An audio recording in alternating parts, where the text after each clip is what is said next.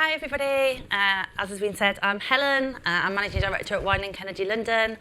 It's a real honour to be here today. Thank you for asking me to come. Like everyone said, this is a topic that I'm super passionate about personally, and it's brilliant to see so many important people in the room despite the weather gathered to talk about it.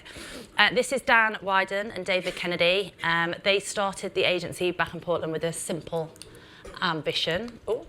And that was to provide an environment that enables creative people to do the best work of their lives.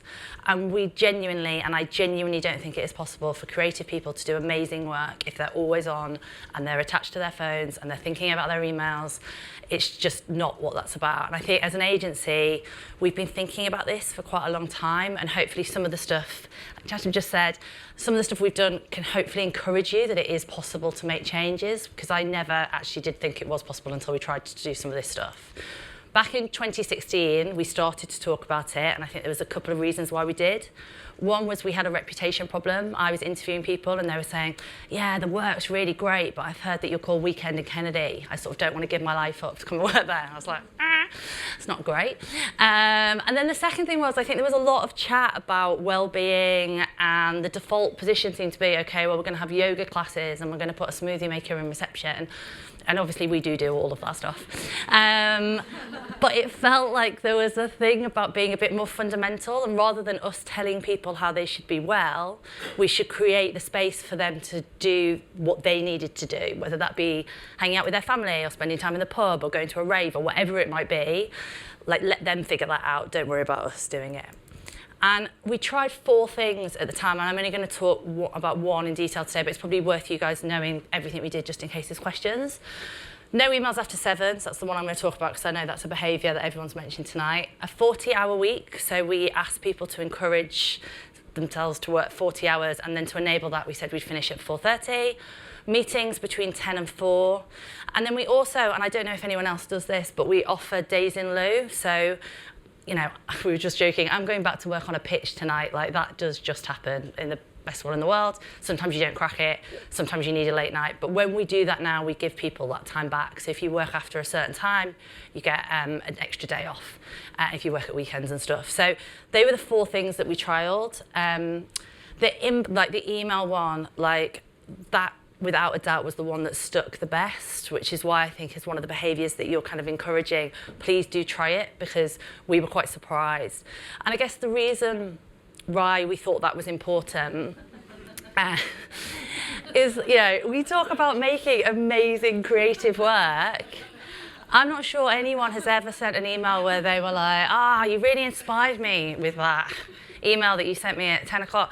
You know, we want our people in every department to be going to galleries, to be going to the theatre, to be experiencing the culture that we are allegedly contributing to in a meaningful way. And it's not just about going to galleries or the theatre or all that sort of cool stuff. Like, I want people watching Love Island and enjoying it. Like, that's what our jobs are. We have to understand this stuff. And I think more and more people were just saying that, like, they couldn't enjoy their evenings or weekends because they were constantly just looking at their phones. And it's like, that's not just us, that's not just work, but clearly we're playing a part in that. And we thought it'd be an interesting thing to try and let people watch Love Island more easily. So this was the rule: no email after 7 and before 8.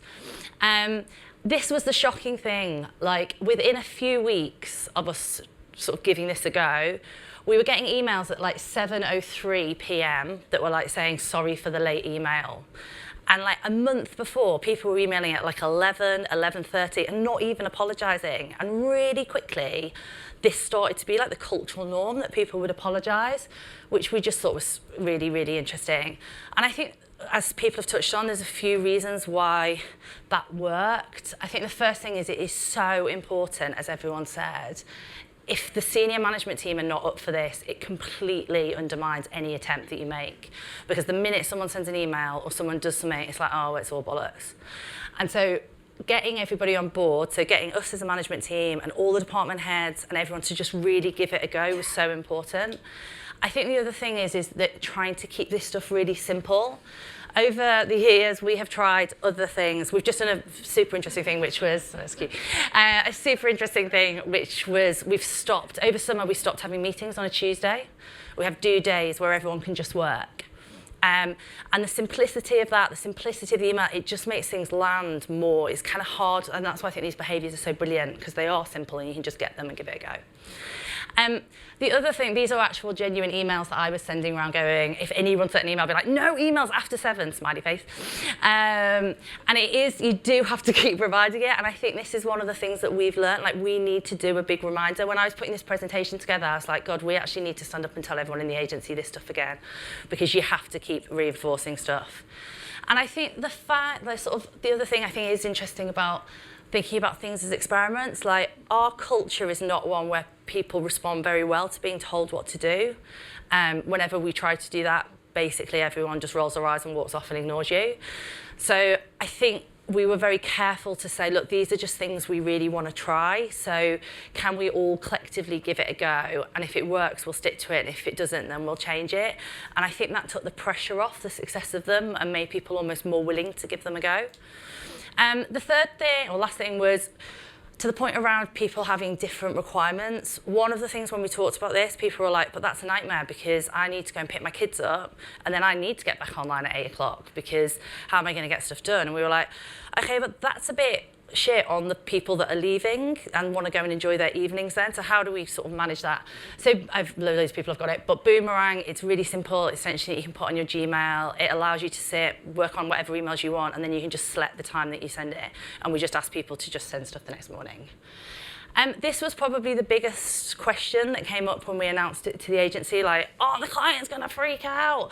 How are we going to deal with all those advertising emergencies? I was like, literally, I've been doing this for such a long time. There's like 2 genuine emergencies in my whole career. Like, most things can last until the next day. Like, we are literally not saving lives. And the clients, so what we did was we told half the clients we were doing it, and we didn't tell the other half as a control to see if they even noticed.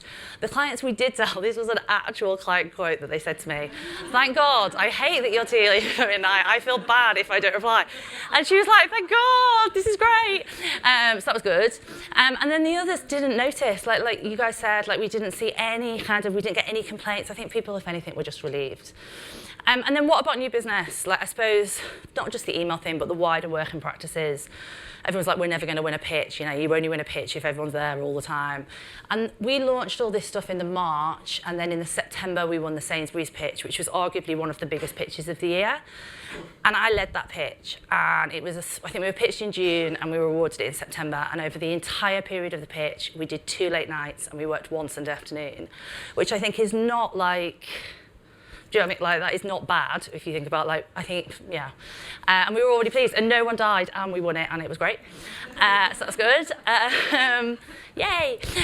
What about our people? So we did a survey, I think this was about a year later.